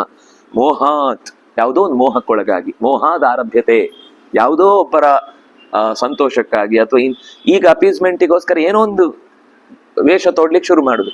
ಆಮೇಲೆ ಅದು ಕನ್ಫರ್ಮ್ ಅವನ ಹೆಸರೇ ಬದಲಾಗಿ ಹೋಗುತ್ತೆ, ಏನಿರುತ್ತೆ ಅಂತಾನೆ ಗೊತ್ತಾಗುದಿಲ್ಲ ಅವನ ಹೆಸರು. ಮೂಲದಲ್ಲಿ ಏನ್ ಇವನನ್ನು ಹೀಗೂ ಹೇಳ್ತಾರೆ, ಆಲಿಯಾಸ್ ಆಲಿಯಾಸ್ ಆಲಿಯಾಸ್ ಅಂತ 5 ಹೆಸರಲ್ಲಿ ಕರೆದವನನ್ನು ಹೇಳಿದೆ. ನೀವು ನಿಜವಾದ ಹೆಸರು ಯಾವುದು ಗೊತ್ತಿಲ್ಲ, ಎಲ್ಲರೂ ಒಂದೊಂದರ ಕರೀತಾರೆ ಅಂತ ಆಗೋಗುತ್ತೆ. ಆಮೇಲೆ ಇದು ಇಂತಹ ತಿಳಿಗೇಡಿತನದಿಂದ ಕೂಡಿದ ಕರ್ಮ, ಇದು ತಾಮಸ ಅಂತ ಅನಿಸಿಕೊಳ್ಳುತ್ತೆ. ಮುಕ್ತ ಸಂಗೋ ನಹಂವಾದಿ ಧೃತ್ಯುತ್ಸಾಹ ಸಮನ್ವಿತ ಸಿದ್ಧ ಸಿದ್ಧೋ ನಿರ್ವಿಕಾರ ಕರ್ತ ಸಾತ್ವಿಕ ಉಚ್ಯತೆ. ಸಾತ್ವಿಕ ಕರ್ಮ ಮಾಡುವವನ ಕರ್ತೃವಿನ ಲಕ್ಷಣ ಏನು, ಅದಕ್ಕೆ ಅವ್ರು ಹೇಳ್ತಾರೆ ಮುಕ್ತ ಸಂಘ, ಯಾವುದನ್ನು ಅಂಟಿಸಿಕೊಳ್ಳುವುದಿಲ್ಲ, ಎಲ್ಲ ಸಂಘದಿಂದಲೂ ದೂರ ಇರ್ತಾನೆ. ಅನಹಂವಾದಿ, ನಾನು ಅಂತ ಯಾವತ್ತೂ ಹೇಳ್ಕೊಳ್ಳುವುದಿಲ್ಲ.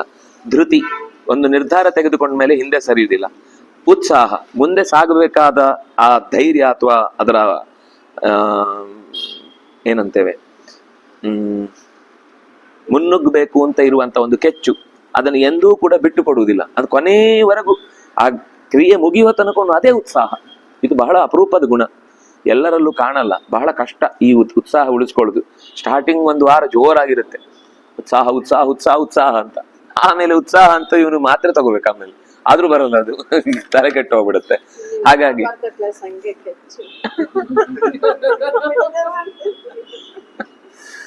ಆರಂಭದಲ್ಲಿ ಸಿಕ್ಕಾಬಟ್ಟೆ ಏನ್ ರೂಮಲ್ಲಿ ಕೂತ್ಕೊಳ್ಳಿಕ್ ಜಾಗ ಇಲ್ಲ ಅನ್ನೋ ಹಾಗೆ. ಆಮೇಲೆ ಬಂದ್ರಪ್ಪ ಸೀಟ್ ಇದೆ ಅಂತ ಹೇಳಿದ್ರು ಕೇಳೋರಿಲ್ಲ ಅಂತ. ಸಿದ್ಧ ಸಿದ್ಧೋ ನಿರ್ವಿಕಾರ, ಇದು ಬಹಳ ಮುಖ್ಯವಾದ ಲಕ್ಷಣ. ಆ ಕೆಲಸದಿಂದ ಸಿದ್ಧಿ ಆಗ್ಲಿ ಅಸಿದ್ಧಿ ಆಗ್ಲಿ ನಾನ್ ಮಾಡ್ಬೇಕಾದ್ದನ್ನು ಮಾಡಿದ್ದೇನೆ. ಸೋತ್ವಾ, ಸರಿ ಸೋತ್ವಿ, ಈ ಕೆಲಸ ಇನ್ನೇನು ಇದರಲ್ಲಿ ಸಮರ್ಪಕವಾಗಿ ಮಾಡ್ಬೇಕಾದ್ದೇನೋ ಬಾಕಿ ಇತ್ತು, ಹಾಗಾಗಿ ಸೋತ್ವಿ. ಸೋತೆವು ಅಂದ ತಕ್ಷಣ ಇಷ್ಟು ಪ್ರಯತ್ನ ಮಾಡಿ ನಾನು ಸೋಲುದು ಅಂದ್ರೆ ಏನರ್ಥ? ಅಯ್ಯ, 2 ಪಾರ್ಟಿಯಲ್ಲಿ ಒಬ್ಬ ಸೋಲೇಬೇಕಲ್ಲ, 2 ಗೆಲ್ಲುದು ಹೇಗೆ, 2 ಸೋಲುದು ಹೇಗೆ? ಅದು ಸಾಧ್ಯ ಇಲ್ಲ. ಯಾವ್ದು ಒಂದು ಸೋಲ್ಬೇಕು, ಒಂದು ಗೆಲ್ಬೇಕು. ಅದಕ್ಕೆ ಹೇಳಿದ್ದು ಹತ್ವಾವ ಭೋಕ್ಷಸೆ ಮಹೀನ್. ಜಿತ್ವಾವ ನೀನು ಒಂದೋ ಜಿತ್ವಾ ಭೋಕ್ಷಸೆ ಮಹಿಮೆ ಅಥವಾ 10 ಪ್ರಾಣ ಬಿಟ್ಟು ಸ್ವರ್ಗಕ್ಕೆ ಹೋಗ್ಬೇಕು. ಒಂದೋ ಭೂಮಿ ಒಂದೋ ಸ್ವರ್ಗ, ಎರಡರಲ್ಲಿ ಒಂದು. ಭೂಮಿನೂ ಸಿಗ್ಬೇಕು ಸ್ವರ್ಗನೂ ಸಿಗ್ಬೇಕು ಸಾಧ್ಯ ಇಲ್ಲ, ಒಟ್ಟೊಟ್ಟಿಗೆ ಸಿಗುದಾಗುದಿಲ್ಲ. ಯಾರೋ ಕೇಳದಂತೆ ನಂಗೆ 1 ಕೋಟಿ ರೂಪಾಯಿ ಬೇಕು ಅಂತ, ದೇವ್ರೆ ಬಾ ಇಲ್ಲಿ ರೆಡಿ ಮಾಡಿದ್ದೆ ತಗೊಂಡು ಹೋಗೋದಂತೆ. ಅಂದ್ರೆ ಇವ್ರು ಹೋಗ್ಲಿಕ್ಕೆ ರೆಡಿ ಇಲ್ಲ, ಅದ್ರ ದುಡ್ಡು ಬೇಕು, ಇಲ್ಲಿಗೆ ಅವ್ನು ತಂದು ಕೊಡ್ಬೇಕು ಅಂತ. ಅದಾಗುದಿಲ್ಲ. ಒಂದು ಅಲ್ಲಿಗೆ ಹೋಗ್ಬೇಕು, ಒಂದ ಇಲ್ಲೇ ಅನುಭವಿಸ್ಬೇಕು. ನಿರ್ವಿಕಾರ, ಸಿದ್ಧಿಗೂ ಅಸಿದ್ಧಿಗೂ ಅವನಲ್ಲಿ ವ್ಯತ್ಯಾಸವೇ ಇಲ್ಲ. ಸಿಕ್ಕಾಬಟ್ಟೆ ಸಿದ್ಧಿಯಾಗಿ ಹುರ್ರೆ ಅಂತ ಎದೆ ಹೊಡೆದು ಸಾಯುವಂತ ಪರಿಸ್ಥಿತಿಯೂ ಬರಬಾರ್ದು. ಸಿದ್ಧಿ ಆಗ್ಲಿಲ್ಲ ಅಂತ ಅಯ್ಯೋ ಅನ್ಕೊಂಡು ಪ್ರಾಣ ಬಿಡುವ ಸ್ಥಿತಿಯೂ ಬರಬಾರ್ದು. ರಾಗಿ ಕರ್ಮ ಫಲ ಪ್ರೇಪ್ಸುರ್ ಲುಬ್ಧೋ ಹಿಂಸಾತ್ಮಕೋ ಶುಚಿ ಹರ್ಷ ಶೋಕಾನ್ವಿತ ಕರ್ತ ರಾಜಸ ಪರಿಕೀರ್ತಿತ. ರಾಗಿ ಆಸೆಯಿಂದ ಮಾಡುವುದು. ರಾಗ ಅಂದ್ರೆ ಅಪೇಕ್ಷೆ, ನಿರಂತರವಾಗಿ ಅದನ್ನು ಹಚ್ಚಿಕೊಂಡು ಮಾಡ್ತಾ ಇರ್ತಾನೆ. ನನ್ನ ಸಂಸ್ಥೆ, ನನ್ನ ಕರ್ಮ, ನನ್ನ ಕರ್ತವ್ಯ, ನನ್ನ ಭಾರೀ ಅಪೇಕ್ಷೆ. ಕೊನೆಗೆ ಅವರೇ ಎಡಗಾಲಿಂದ ಒದ್ದು ಹೊರಗೆ ಕಳಿಸ್ತಾರೆ. ಆಗ ಅವನಿಗೆ ತಡ್ಕೊಳ್ಳಿಕ್ಕೆ ಆಗುದಿಲ್ಲ. ನನ್ನ ಸಂಸ್ಥೆ ಅಂತ ಎಷ್ಟು ಪ್ರೀತಿಯಿಂದ ಮಾಡಿದೆ ನಾನು, ಆದ್ರೆ ನನ್ಗೇನ್ ಮಾಡಿದ್ರು, ಕೊನೆಗೆ ನನ್ನ ಅಕೌಂಟು ಇಲ್ಲದ ಹಾಗೆ ಹೊರಗೆ ಕಳಿಸ್ಬಿಟ್ರು. ಯಾವುದು?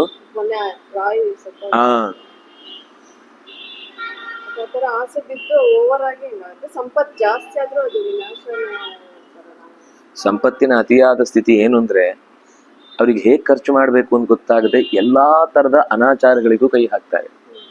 ಸಾಮಾನ್ಯ ಮಿಲಿಯನೇರ್ ಟ್ರಿಲಿಯನೇರ್ಗಳೇ ಬದುಕು ಹೇಗಿರುತ್ತೆ ಅಂದ್ರೆ ಒಳಗೆ ಯಾವುದೋ ಒಂದು ಕರಾಳ ಮುಖ ಇರುತ್ತೆ, ಅದ್ ನಮ್ಗೆ ಹೊರಗೆ ಕಾಣುದಿಲ್ಲ ಅಷ್ಟೇ.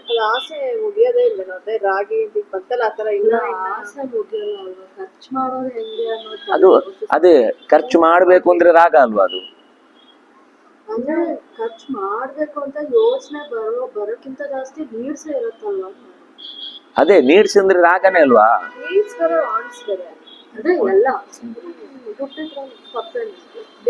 ನೀಡ್ಸ್ ಆಗಿದ್ರೆ ಯಾರು ಅದನ್ನ ದೋಷ ಅಂತ ಹೇಳುದಿಲ್ಲ. ಅದು ನೀಡ್ಸ್ ಅಲ್ಲ, ದುರಾಸ್. ನಿಮ್ಗೆ ಅದ್ರ ನನ್ನ ಶಬ್ದಗಳನ್ನು ಹೇಳಲಿಕ್ಕೆ ಆಗಲ್ಲ, ಅಂತ ಅವ್ಯವಸ್ಥೆಯ ಕಥೆಗಳಿವೆ ಅದ್ರ ಹಿಂದೆ, ಭಯಂಕರವಾದ ಕಥೆಗಳು. ಅದನ್ನ ನಾವು ಊಹಿಸ್ಲಿಕ್ಕೂ ಸಾಧ್ಯ ಇಲ್ಲ. ನಮ್ಮ ಊಹೆಯನ್ನು ಮೀರಿ ಇದೆ ಅದು, ಆ ಹಿಂದಿನ ದುರಂತಗಳು ಏನಿದೆ ಅಂತ ಅನ್ನೋದನ್ನ. ಅದು ದುಡ್ಡಿನದ್ದೇ ಅತಿ ವರ್ಷದ ಕೆಟ್ಟ ಪರಿಣಾಮ. ಅದನ್ನ ಏನ್ ಮಾಡ್ಬೇಕು ಗೊತ್ತಾಗಲ್ಲ ಅವರಿಗೆ. ಈಗ ಸಾಮಾನ್ಯರಿಗೇನೆ ಅವನಿಗೆ 1 ಕೋಟಿ ಲಾಭ ಆಯ್ತು ಅಂದ್ರೆ ಅವನು ಕಂಗಾಲಾಗಿ ಹೋಗ್ತಾನೆ. ಏನ್ ಮಾಡುದು, ಮನೆ ಕಟ್ಲಾ, ಜಾಗ ತಗೊಳ್ಳ ಅಂತ ಇಷ್ಟು ಯೋಚನೆ ಮಾಡೋಕೆ 3ನೇವನು ಬಂದು ದೋಚ್ಕೊಂಡು ಹೋಗಿರ್ತಾನೆ. ಇದು ಸಾಮಾನ್ಯನಿಗೆ ಬಂದ ಸಮಸ್ಯೆ. ಒಬ್ಬ ಶ್ರೀಮಂತನಿಗೆ ಮತ್ತು ದುಡ್ಡು ಬರುವಾಗ ಅವನು ಅದನ್ನು ಉಳಿಸ್ಕೊಳ್ಬೇಕು ಅಂದ್ರೆ ಮತ್ತಷ್ಟು ದುಡ್ಡನ್ನು ಇನ್ನೆಲ್ಲೋ ಇನ್ವೆಸ್ಟ್ ಮಾಡ್ಲೇಬೇಕು. ಎಲ್ಲಿ ಇನ್ವೆಸ್ಟ್ ಮಾಡ್ಬೇಕು? ಆ ಇನ್ವೆಸ್ಟ್ ಮಾಡೋದಕ್ಕೆ ಸರಿಯಾದ ದಾರಿ ಸಿಕ್ಕಿದ್ರೆ ಬಚಾವು. ಇಲ್ಲ, ಇನ್ವೆಸ್ಟ್ ಇದ್ದೇ ಮುಖ ತೊಟ್ಟುಕೊಂಡು ಅನೇಕ ದುರ್ವ್ಯಸನಗಳೆಲ್ಲ ಬರ್ತಾವೆ. ಅದು ಇನ್ವೆಸ್ಟೇ, ಅವ್ರಿಗೆ ಅದು ಇನ್ವೆಸ್ಟೇ. ಆದ್ರೆ ಅದು NGO ಹೆಸರಲ್ಲಿ ಏನೇನು ಅನರ್ಥಗಳು ಮಾಡ್ತಾರೆ ಅಂತ ಅವರಿಗೂ ಗೊತ್ತಿರುವುದಿಲ್ಲ. ಆದ್ರೆ ನಾವು ಸಂಸ್ಥೆಯ ಮೂಲಕ ಅದನ್ನು ಕೊಟ್ಟಿದೆ. ಯಾಕಂದ್ರೆ ಸಂಸ್ಥೆಗೆ ಟ್ಯಾಕ್ಸ್ ಉಳಿಬೇಕು, ಅದಕ್ಕೊಂದ್ ಕಡೆ ಖರ್ಚು ಮಾಡ್ಬೇಕು. ಅದನ್ನ ತೋರಿಸ್ಲಿಕ್ಕೆ ಏನೇನೋ ಅನ್ಯಾಯಗಳನ್ನು ಮಾಡ್ತೇವೆ. ಇರ್ಲಿ, ಒಟ್ಟಂತೂ ಅದು ಭಯಂಕರವಾದದ್ದು.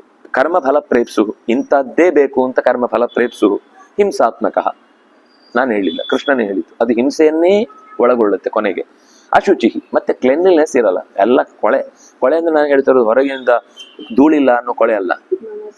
ಅಶುಚಿ ಅಂದ್ರೆ ಮಾನಸಿಕವಾದ ಅಶೌಚ ತುಂಬಿಕೊಂಡ್ ಬಿಡುತ್ತೆ. ಹರ್ಷ ಶೋಕಾನ್ವಿತ, ಕೆಲವು ಕಡೆ ಸುಖವೂ ಇದೆ ಅದರಲ್ಲಿ, ಅದರೊಟ್ಟಿಗೆ ದುಃಖವೂ ಇರುತ್ತೆ. ಈ ರಾಜಸ ಕರ್ತೃವಿನಲ್ಲಿ ಸುಖ ದುಃಖಗಳನ್ನು ಎರಡನ್ನು ಒಟ್ಟೊಟ್ಟಿಗೆ ಅನುಭವಿಸುವವ.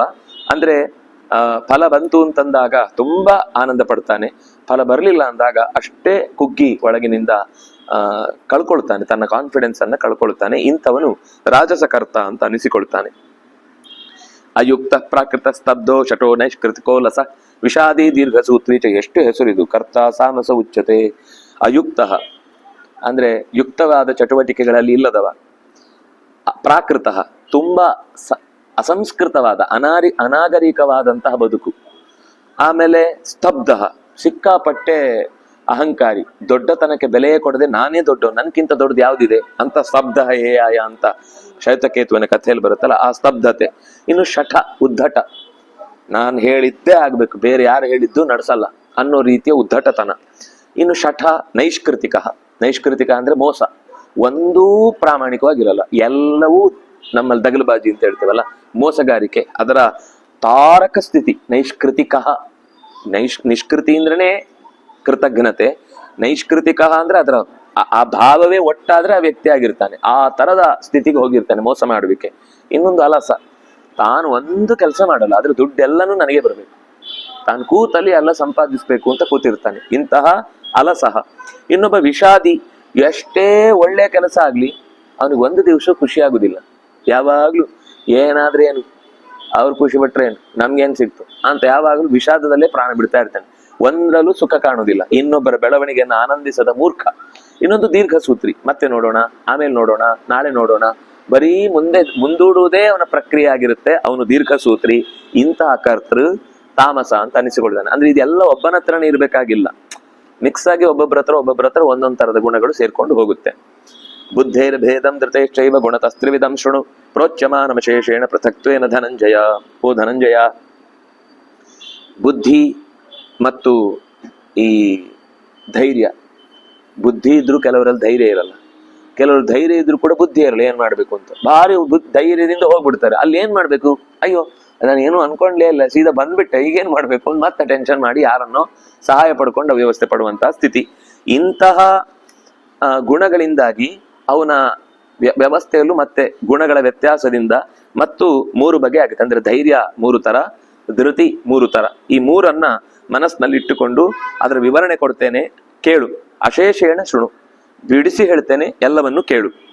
ಪ್ರವೃತ್ತಿಂಚ ನಿವೃತ್ತಿಂಚ ಕಾರ್ಯ ಕಾರ್ಯೇ ಭಯಾಭಯೇ ಬಂಧ ಮೋಕ್ಷಂಚ ಯಾವೇತಿ ಬುದ್ಧಿ ಸಾ ಪಾರ್ಥ ಸಾತ್ವಿಕಿ. ಸಾತ್ವಿಕವಾದ ಬುದ್ಧಿ ಅಂದ್ರೆ ಹೇಗೆ? ಯಾ ದೇವಿ ಸರ್ವಭೂತೇಷು ಬುದ್ಧಿರೂಪೇಣ ಸಂಸ್ಥಿತ ನಮಸ್ತಸ್ಯೈ ನಮಸ್ತಸ್ಯೈ ನಮಸ್ತಸ್ಯೈ ನಮೋ ನಮಃ. ಬುದ್ಧಿರೂಪೇಣ ಸಂಸ್ಥಿತ ಯಾರಿದ್ದಾಳೋ ಅವಳಿಗೆ 3 ಸರ್ತಿ ನಮಸ್ಕಾರ ಹಾಕ್ತಾರೆ. ಯಾಕೆ 3 ಅಂದ್ರೆ ಸಾತ್ವಿಕ ಬುದ್ಧಿಯನ್ನು ಪ್ರಚೋದಿಸೋಳವಳೆ, ರಾಜಸ ಬುದ್ಧಿಯನ್ನು ಪ್ರಚೋದಿಸೋಳವಳೆ, ತಾಮಸ ಬುದ್ಧಿಯನ್ನು ಪ್ರಚೋದಿಸೋಳವಳೆ. ಲಕ್ಷ್ಮೀ ದೇವಿಯ 3 ರೂಪಗಳನ್ನ ಹೇಳ್ತಾರಲ್ಲಿ. ಅದೇ ಇಲ್ಲಿ ಪೃಥಕ್ತ್ವೇನ 3 ಕ್ರಮದಲ್ಲಿ ಬುದ್ಧಿ ಯಾವುದು ಅಂದ್ರೆ ಆ ಬುದ್ಧಿಯ ಸ್ವರೂಪ ಏನು ಅಂತ. ಸಾತ್ವಿಕ ಬುದ್ಧಿಯನ್ನಾದ್ರೆ ಹೇಗೆ, ರಾಜಸ ಬುದ್ಧಿಯನ್ನಾದ್ರೆ ಹೇಗೆ, ತಾಮಸ ಬುದ್ಧಿಯನ್ನಾದ್ರೆ ಹೇಗೆ ಅಂತ ತಿಳಿಸುವ ದೃಷ್ಟಿಯಿಂದ ಈ ಪ್ರವೃತ್ತಿಂಚ ನಿವೃತ್ತಿಂಚ ಕಾರ್ಯಕಾರ್ಯೇ ಭಯಾಭಯೇ. ಅದು ಪ್ರವೃತ್ತಿ ಅಂದ್ರೆ ಇಲ್ಲಿ ಬದುಕುವ ಚಟುವಟಿಕೆಗಳು, ನಿವೃತ್ತಿ ಅಂತಂದ್ರೆ ಇಲ್ಲಿಂದ ತಪ್ಪಿಸಿಕೊಳ್ಳಿಕ್ಕೆ ಮಾಡುವಂತಹ ಚಟುವಟಿಕೆಗಳು, ಕಾರ್ಯ ಮಾಡ್ಲೇಬೇಕಾದ್ದು, ಅಕಾರ್ಯ ಮಾಡ್ಲೇಬಾರದ್ದು, ಭಯ ಹೆದರಿಕೆ ಹುಟ್ಟಿಸುವಂತಹದ್ದು, ಅಭಯ ಏನು ನಾನು ತಪ್ಪು ಮಾಡಿಲ್ಲ, ನನ್ನ ಬದುಕಿನಲ್ಲಿ ಏನು ಅನ್ಯಾಯಗಳಿಲ್ಲ, ಅದರಿಂದ ನಾನು ನೆಮ್ಮದಿಯಿಂದ ಎಲ್ಲ ಕಣ್ಣಲ್ಲಿ ಕಣ್ಣಿಟ್ಟು ಮಾತಾಡ್ತೇನೆ ಅನ್ನುವ ಸ್ಥಿತಿಯಲ್ಲಿ ಬದುಕುವಂಥದ್ದೇನಿದೆ, ಇಷ್ಟೂ ಕೂಡ ಇನ್ನು ಬಂಧ ಮೋಕ್ಷ, ಸಿಕ್ಕಿ ಹಾಕಿಕೊಳ್ಳುವುದು, ಬಿಡುಗಡೆ ದಾರಿಯನ್ನು ಅನುಭವಿಸುವುದು, ಇದು ಯಾರಿಗೆ ಸ್ಪಷ್ಟವಾಗಿ ಗೊತ್ತಾಗುತ್ತೋ ಇದು ಬಂಧ ಕಾರ್ಯ, ಇದು ಮೋಕ್ಷ ಕಾರ್ಯ, ಇದು ಕಾರ್ಯ, ಇದು ಅಕಾರ್ಯ, ಇದು ಭಯ ಹುಟ್ಟಿಸತ್ತೆ ನಾಳೆ, ಈ ಕೆಲಸ ಮಾಡಿದ್ರೆ ನಾಳೆ ಭಯ ಇಲ್ಲದೆ ಬದುಕಬಹುದು, ಇದು ಪ್ರವೃತ್ತಿ ಕರ್ಮ, ಇದು ನಿವೃತ್ತಿ ಕರ್ಮ ಅನ್ನುವ ಈ ಬೈಫರ್ಕೇಶನ್ ಅನ್ನೋದು ಯಾರಿಗೆ ಸ್ಪಷ್ಟವಾಗಿ ಎಲ್ಲ ಅಂಶಗಳಲ್ಲೂ ಕಾಣುತ್ತೋ ಅವನ ಬುದ್ಧಿಯ ಕೆಲಸ ಏನು? ಬೈಫರ್ಕೇಶನ್, ಸರಿ ತಪ್ಪು, ಧರ್ಮ ಅಧರ್ಮ, ನ್ಯಾಯ ಅನ್ಯಾಯ, ಕಾರ್ಯ ಅಕಾರ್ಯ. ಅಲ್ಲ, ದ್ವಂದ್ವ ಅಲ್ಲ, ಇದು ನಿಶ್ಚಯನೇ. ಇದು ಅಕಾರ್ಯ, ಇದು ಮಾಡಬಾರದು ನಿಶ್ಚಯ, ಇದು ಕಾರ್ಯ ಮಾಡಬೇಕು ನಿಶ್ಚಯ, ಇದು ಧರ್ಮ ಮಾಡಬೇಕು, ಇದು ಅಧರ್ಮ ಮಾಡಬಾರದು, ಇದು ಭಯ ಹುಟ್ಟಿಸತ್ತೆ, ಇದು ಬೇಡ, ಇದು ಭಯ ಹುಟ್ಟಿಸುವುದಿಲ್ಲ, ಇದರಲ್ಲಿ ನಾನು ನಡೆದ್ರೆ ನನ್ನ ಜೀವನದಲ್ಲಿ ಯಾವತ್ತೂ ಯಾರಿಗೂ ಹೆದರ್ಬೇಕಾಗಿಲ್ಲ ನಿಶ್ಚಯ. ಅಂದ್ರೆ ದ್ವಂದ್ವದಲ್ಲೂ ನಿಶ್ಚಯ ಇರಬೇಕು. ಇದು ಮಾಡಿದ್ರೆ ತೊಂದರೆನೇ ಆಗುದು ಬೇಡ, ಇದು ಮಾಡಿದ್ರೆ ಚಂದನೇ ಆಗುದು, ಇದು ಮಾಡ್ಲೇಬೇಕು ಅನ್ನುವ ನಿಶ್ಚಯ ಬುದ್ಧಿ ಏನಿದೆ ಇದು ಸಾತ್ವಿಕ ಬುದ್ಧಿ ಅಂತ. ಎಷ್ಟು ಸ್ಪಷ್ಟ. ಬಹುಶಃ ಸೈಕಾಲಜಿಯಲ್ಲಿ ಈ ಕ್ಲಾರಿಟಿ ಇಲ್ವೇ ಇಲ್ಲ ಇವತ್ತಿದ್ರಲ್ಲಿ. ಅವರೆಲ್ಲ ಏನೇನೋ ಶಬ್ದಗಳನ್ನ ದೊಡ್ಡ ಶಬ್ದಗಳನ್ನ ಹಾಕ್ಬಿಡ್ತಾರೆ, ನಮ್ಗೆ ಅವ್ರು ಏನ್ ಹೇಳಿದ್ರು ಅಂತ ಅರ್ಥ ಆಗೋಷ್ಟ್ರೊಳಗೆ ಭಾಷಣ ಮುಗಿದೋಗ್ಬಿಟ್ಟಿರುತ್ತೆ. ಅಂದ್ರೆ ಕೃಷ್ಣ ಎಷ್ಟು ಸ್ಪಷ್ಟ ಹೇಳ್ತಾನೆ, ಸಾತ್ವಿಕವಾದ ಬುದ್ಧಿ ಅಂದ್ರೆ ಹೀಗೆ, ಬೈಫರ್ಕೇಶನ್, ಸರಿ ತಪ್ಪು, ಯಾಕೆ ಸರಿ ಯಾಕೆ ತಪ್ಪು ಎರಡೂ ಗೊತ್ತಿರ್ಬೇಕು. ತಪ್ಪ್ಯಾಕೆ ಅಂತಾನು ಗೊತ್ತಿದ್ರೆ ಮಾತ್ರ ನಾಳೆ ಇನ್ನೊಬ್ಬ ಇದು ತಪ್ಪಲ್ಲ ಅಂತ ಸಾಧಿಸಿ ಬಿಟ್ರೆ ಅದನ್ನ ಮಾಡ್ಬೇಕಿತ್ತಲ್ಲ, ಯಾಕೆ ಇದನ್ನ ಮಾಡ್ಬಿಟ್ನಲ್ಲ ಅಂತ ಕನ್ಫ್ಯೂಸ್ ಆಗುತ್ತೆ. ಆಗ ನಿಶ್ಚಯ ಬುದ್ಧಿ ಇದ್ರೆ ಇಲ್ಲ ರೀ ನಮ್ಗದು ಬೇಡ ಅಂತಾನೆ ಬಿಟ್ಟದ್, ನಮಗೂ ಅದು ಗೊತ್ತಿದೆ, ನೀವ್ ಏನ್ ಇಲ್ಲಿ ತನಕ ಬಿ ಪ್ಲಾನ್ ತಂದಿದ್ದೀರಿ, ಆ ಬಿ ಪ್ಲಾನ್ ಅಲ್ಲಿ ಆಗುವ ಅವ್ಯವಸ್ಥೆ ಸಿ ಡಿ ಡಿ ಎಲ್ಲವೂ ಗೊತ್ತು ನಮಗೆ, ಅದು ಬೇಡ ಅಂತಾನೆ ನಾವು ಈ ಕೆಲಸ ಮಾಡಿದ್ದು ಅಂತ ಅವನಿಗೆ ಕ್ಲಾರಿಟಿ ಕೊಟ್ಟು ಬಿಟ್ರೆ ಅವ್ನು ಬಾಯಿ ಮಿಚ್ಕೊಂಡು ಹೋಗ್ತಾನೆ. ಇಲ್ಲ ನಮ್ಮ ತಲೆ ಎಲ್ಲ 3 ಆಣೆ ಮಾಡಿ ಬಿಡ್ತಾನೆ, 3 ಆಣೆ ಅಲ್ಲ 12 ಆಣೆ. ಅವ್ನಿಗೆ ಏನ್ ಸಾಧ್ಯ ಒಟ್ಟು ಕೆಲವೊಂದ್ ಸರ್ತಿ ಏನು ಅಂದ್ರೆ ಅವರ ಅಪೇಕ್ಷೆ ಇಷ್ಟಾರ್ಥ ಸಿದ್ಧಿ ಆಗ್ಲಿಲ್ಲ ಅಂದ್ರೆ ನಮ್ದು ಆಗದಾಗ ಮಾಡಿ ಹೋಗ್ತಾರೆ. ಅವ್ರಿಗೇನು ಅವ್ರದ್ದಾಗ್ಬೇಕು ಅಂತಿಲ್ಲ, ನೀವ್ ಅನ್ಕೊಂಡದ್ದು ಆಗ್ಬಾರ್ದು ಅಷ್ಟೇ. ಅದಕ್ಕೆ ಯಾವಾಗ ಬುದ್ಧಿ ಸಾತ್ವಿಕವಾಗಿರುತ್ತೋ ಆಗ ಅಂತವರ ದಾಳಿಯಿಂದ ನಮ್ಮನ್ನು ನಾವು ಹಿಂದೆ ತಗೊಳ್ಳಿಕ್ಕಾಗತ್ತೆ. ನಾವು ಅವರಿಗೆ ಬಲಿಯಾಗುದಿಲ್ಲ, ಅಂತವರ ಮಾತಿಗೆ ಮರುಳಾಗುದಿಲ್ಲ. ಮರುಳು ಮಾಡುತ್ತೆ, ಬಹಳ ಮರುಳು ಮಾಡುತ್ತೆ ಬುದ್ಧಿಯನ್ನ. ಆದ್ರೆ ಈ ಸಾತ್ವಿಕ, ಅದಕ್ಕೆ ದುರ್ಗಾದೇವಿಯನ್ನ ಪ್ರಾರ್ಥಿಸುವಾಗ ಬುದ್ಧಿಯನ್ನು ಕೊಡುವ ತಾಯಿಯೇ, ಅದು ಪರಮಾತ್ಮನ ರೂಪವೂ ಇದೆ ಬುದ್ಧಿ ಅಂತ. ಪ್ರಧಾನವಾಗಿ ಅವಳಿಂದ ದಕ್ಕುವಂತದ್ದಾದ್ರೆ ಆದದ್ದು ಅಂತ ಚಿಂತಿಸಿ ಹೇಳಿದ್ರೆ, ಸಾತ್ವಿಕ ಬುದ್ಧಿಯನ್ನು ಕೊಡುವುದಕ್ಕೆ ಕಾರಣನಾದ ಓ ತಾಯಿಯೇ, ದಯವಿಟ್ಟು ನನಗೆ ಅಕಸ್ಮಾತ್ ಸಾತ್ವಿಕ ಬುದ್ಧಿ ಇಲ್ಲದೆ ಇದ್ರು ನನ್ನ ಹತ್ರ ಇದ್ದವರಿಗಾದ್ರೂ ಬುದ್ಧಿ ಕೊಟ್ಟು ನನ್ನನ್ನು ಸಾತ್ವಿಕ ದಾರಿಯಲ್ಲಿ ಕರೆಸ್ಕೊಂಡ್ ಹೋಗು, ಅಷ್ಟಾದ್ರೂ ಕಾರಣ ತೋರು ಅಂತ ಕೇಳಿಕೆ 3 ಸರ್ತಿ ನಮಸ್ಕಾರ ಉಂಟು. ನಂಗೆ ಕೊಡು, ನಂಗೆ ಕೊಡ್ಲಿಲ್ಲ ಅಂದ್ರೆ ಇವ್ರಿಗೆ ಕೊಡು, ಇವ್ರುಗಳನ್ನ ಇನ್ನೊಬ್ರಿಗಾದ್ರೂ ಕೊಟ್ಬಿಡು. ಅವ್ರು ಇವ್ರಿಗೆ ಕೊಟ್ಟು ಇವ್ರು ನನಗೆ ಕೊಟ್ಟರು ಪರವಾಗಿಲ್ಲ. ಪ್ರಚೋದಯ, ಅದು ಅದೇ ಅಭಿಪ್ರಾಯದಲ್ಲಿ. ಯಹ ಧಿಯಃ ನಃ ಪ್ರಚೋದಯ ಸಹ ತಂ ಧೀಮಹಿ, ಅವನನ್ನು ಧೇನಿಸುತ್ತೇನೆ. ಯಯಾ ಧರ್ಮವ ಧರ್ಮಂಚ ಕಾರ್ಯಂ ಚ ಕಾರ್ಯಮೇವ ಚ ಅಯಥಾವತ್ ಪ್ರಜಾನಾತಿ ಬುದ್ಧಿ ಸಾ ಪಾರ್ಥ ರಾಜಸಿ. ಯಾವುದು ಧರ್ಮ, ಯಾವುದು ಅಧರ್ಮ, ಯಾವುದು ಮಾಡಬೇಕು, ಯಾವುದು ಮಾಡಬಾರದು, ಯಾವುದು ಸರಿ, ಯಾವುದು ತಪ್ಪು ಅಂತ ನಿರ್ಧರಿಸಲಾಗದೆ ಯಾವಾಗ್ಲೂ ಕನ್ಫ್ಯೂಷನ್ನೇ ಇದ್ರೆ ಅದು ರಾಜಸ. ತಾಮಸ ಇನ್ನು ಸುಲಭ, ತಪ್ಪಲ್ಲಿ ಸರಿ, ಧರ್ಮ ಅಧರ್ಮದಲ್ಲಿ ಧರ್ಮ, ಅಕಾರ್ಯದಲ್ಲಿ ಕಾರ್ಯ ಅನ್ನುವುದೇ ನಿಶ್ಚಯ ಬುದ್ಧಿ ಆದಾಗ ಅದು ತಾಮಸ ಬುದ್ಧಿ ಅಂತ ಅನಿಸಿಕೊಳ್ಳುತ್ತೆ. ಇಷ್ಟು ಸಾಕು ಇವತ್ತು. ಶ್ರೀ ಹರಿಪ್ರಿಯತಾಂ ಶ್ರೀ ಕೃಷ್ಣಾರ್ಪಣಮಸ್ತು. ಹರಿ ಓಂ.